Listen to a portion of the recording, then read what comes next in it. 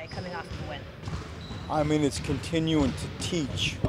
It's the delicate balance of an NBA schedule in that you got all these young guys and you know, there are people playing some extended minutes and not everybody's 100%. So how do you take today and manage it wisely? How do you continue to teach? And so you come in today and we have 3 sections of the gym that encompass a part of the game that are supported by video and on-court walkthrough. And so it's a teaching health day, the combination of maintaining their health and making sure that we continue to educate them. You said the 3 areas. What are those areas? We have a defensive section that we go through. We chose something that has that cross-pollinates with something that we did well last night that we're going to have to do again with Houston. You know, you're always selective on the topics you choose because your window to do this type of stuff is not large. And so to select the right one is important. And so choosing that with the defense, we did it. Talking about situational stuff offensively, just getting balls in, what are we going to do on side and underneath out of bounds, and crunch time plays. I thought we executed well last night, continuing to grow that. And then just how to capitalize on Ben Simmons in open court. And, you know, had an early offensive feel, a situational feel, and then a carryover defensive feel from last night to Houston. Brad, do you have thoughts on Markelle after 4 games? I mean, he's continuing to feel more comfortable. He's continuing to feel, you know, more confident in the structure of what we're doing. It's always clear to me how young he is. It's always clear to me the patience level that we're all going to have, trying to continue to help his shoulder, you know, just get a confidence level from a health perspective enters my mind as well.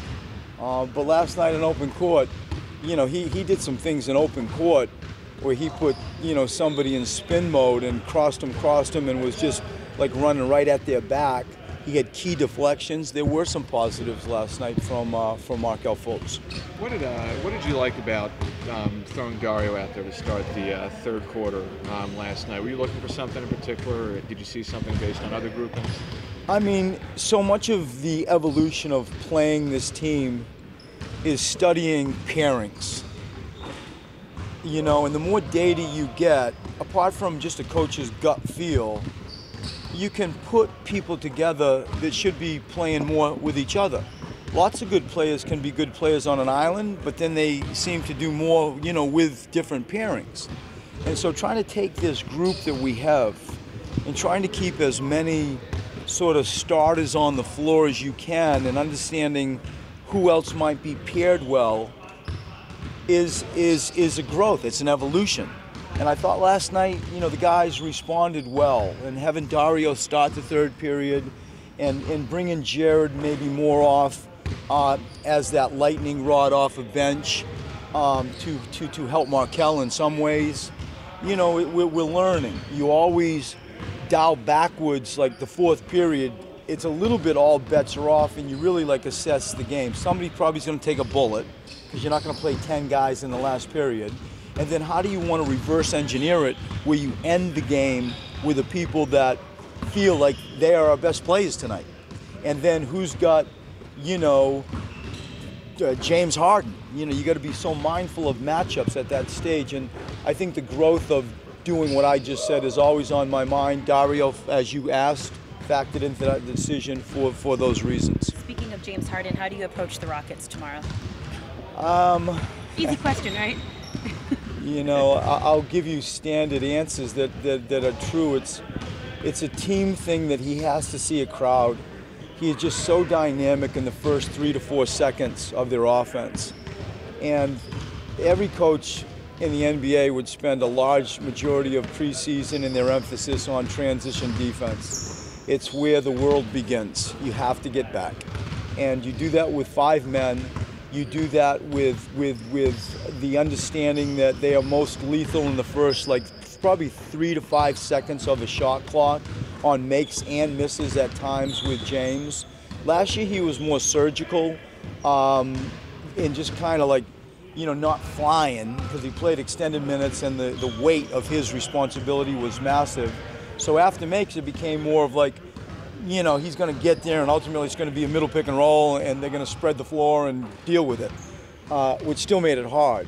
But transition defense with James is still most on my mind, and showing him a crowd is most on my mind. When you take the transition defense out of it, like if you just go back to that last game, January 31st, he was just getting the switches on the pick and roll and taking advantage. Is there anything different you can do in terms of trying to limit those? He needs to see, I think, a different diet. He can't see a steady diet all the time. And so, like, are you going to double team the pick and roll? Are you going to put different people on the screener? Like Mike and Ben Simmons, if they have a primary screen setter, might we put Ben Simmons? Last night we had a great switch out late in the game with Joel and Ben where we could switch, and double switch.